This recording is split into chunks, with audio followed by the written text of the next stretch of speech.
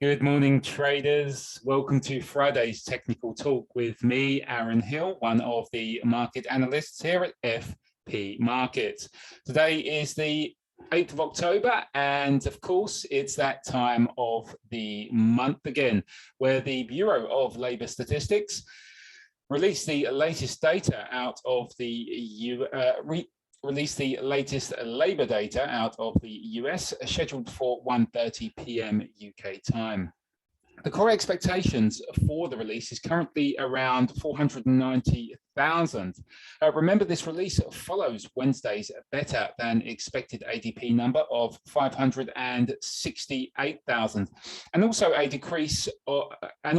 We also saw a decrease of 38,000 in US weekly unemployment claims at 326,000 last week. So as we trade in early London hours, time is now 9:05 UK time. Let's switch focus to the technical charts. You may remember, for anyone that was in the previous technical talk, focus was on the prime support on the weekly time frame. This comes in at 1473, 1583. As you can see, buyers have been lackluster within this zone so far, though, as I've said in my daily market analysis, it is far too early to overlook this zone, particularly as on the daily time frame we have a clear Fibonacci support at 1420, 1522, bolstering the lower side of this area. Now, on the shorter term charts, this is the H4 time frame and the H1 time frame. We do have H4 resistance coming in at 1563. Now, with that, we also have a H1 trend line resistance. I call this a local trend line resistance because it's not got much. It has limited historical significance. So this comes in from around the 1638 highs. And as you can see, buyers are attempting to navigate above this area, as we did react off of this 1.618 Fibonacci expansion at 1541 and a 0.272% Fibonacci extension at 1535. If we form a decisive close above this H1 trend line resistance, this could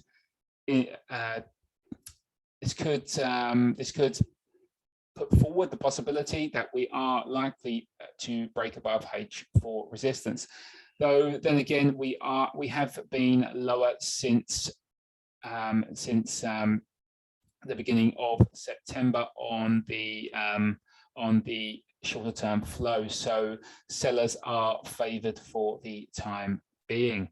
Now, moving over to the Aussie dollar, you may remember we are still buyers and sellers are still squaring off around prime support at 69, 68, 72, 42. Now, buyers have made a modest. Buyers did stage a modest upside move, have staged a modest upside move, should I say, this week. And that's about 0.3% right now. And we do have room on the daily time frame to actually rally to prime resistance at 75.06, 74.74. Now, the interesting thing was on the short-term charts. This is the H4 again and the H1 time frame. If you recall from the daily market analysis, the team were looking at a whipsaw above this round number, which is the 73 figure. As we knew, we had H4 resistance lurking above at 73.17. Now, with that, we knew that there would be a buying interest above this round number, buying interest in the form of breakout buyers and buying interest in the form of buy stops taken from traders looking to try and fade this round number. And not only the round number, also the highs at this point here. So there were stops taken out all above these highs. And as you can see, sellers have come in and faded into this buying momentum. So going forward in the next couple of hours, we could see follow through selling down to support at, this is H1 support at 72.58, and maybe even a test of quasi-minor resistance turn support at 72.37. Now, kicking things over to the dollar yen, we have some interesting movements in.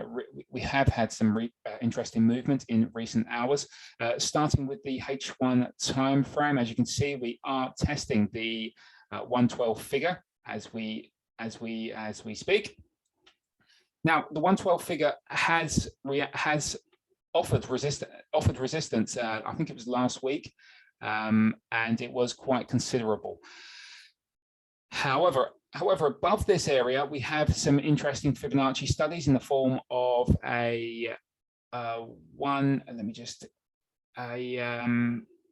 believe that's a 100% Fibonacci projection at 112.17 and a 1.618% Fibonacci extension at 112.15. With this, I'm looking at a possible whipsaw above this round number to take out any any stops above this figure. But what's really nice about this is other additional technical element support selling from this 112.16-ish region.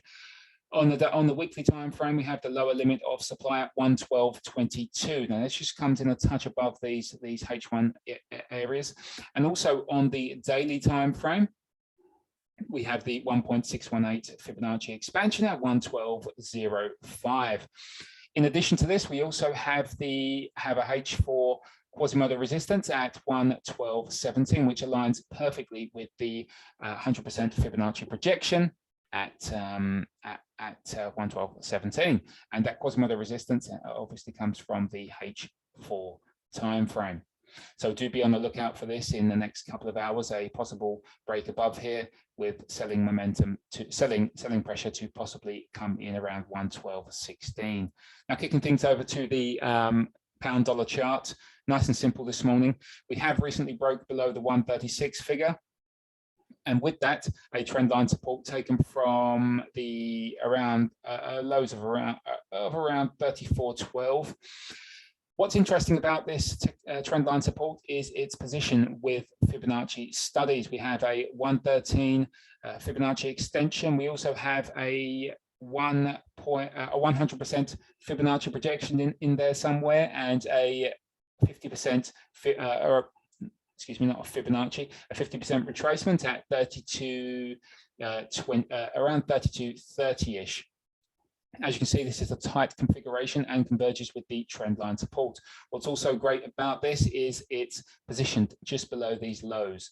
Now, with sentiment driving lower since I think it's the beginning of June, sellers do have the upper hand, which will likely increase the odds of breakout selling below these lows, and this may tempt larger players to come in to buy into all that establish a short-term push higher, to buy into all of those breakout shorts below these lows here.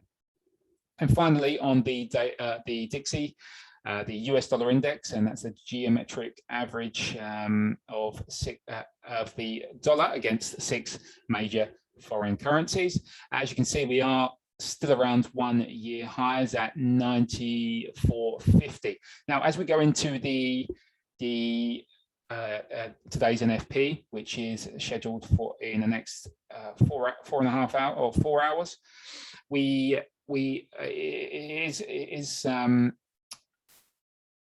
you should note that we are still testing the Fibonacci resistances, made up of a 38.2% Fibonacci retracement at 94.45 and a 1.272% Fibonacci rejection at 94.40. But above here, we also do have resistance at 94.65 to be aware of as we head into NFP. Now, this resistance is both long-term historical significance in the form of from all the way back from, I believe it's the 9th of March of 2020, and yeah, as you can see, we did bounce strongly higher at that point, and we come down and we respected the level as resistance heading into the end of September of 2020. So do be aware of these levels today. That's it from me, traders. Remember, I hope we all have a productive session ahead. Thanks for your time, and I'll catch you again on Monday.